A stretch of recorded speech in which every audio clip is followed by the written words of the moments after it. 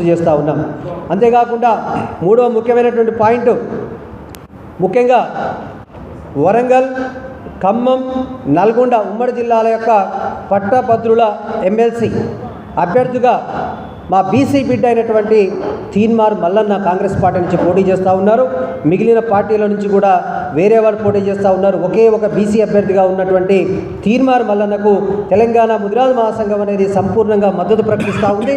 మద్దతే కాకుండా ప్రతి జిల్లాలో కూడా వారి కోసం ప్రచారం చేసి భారీ ఎత్తున గెలిపించడానికి కూడా మేము సిద్ధమైన విషయాన్ని కూడా పత్రికాముఖంగా మీ అందరూ కూడా తెలియజేస్తూ ఉన్నాం. మాతో పాటు బీసీ మిత్రులందరూ కూడా ఒకే ఒక బీసీ అభ్యర్థికి టికెట్ వచ్చింది కాబట్టి ఖచ్చితంగా అత్యధిక జనాభా ఉన్నటువంటి బీసీలు గెలిచే విధంగా చట్టసభల్లో బీసీల యొక్క వారి యొక్క స్థానం పెరిగే విధంగా కూడా మనం అందరం కూడా కృషి చేసి తీన్మార్ మల్లన్న గారిని భారీ మెజార్టీతో గెలిపించాల్సిందిగా కూడా మేము యావత్ బీసీ లోకానికి విజ్ఞప్తి చేస్తూ ఉన్నాం.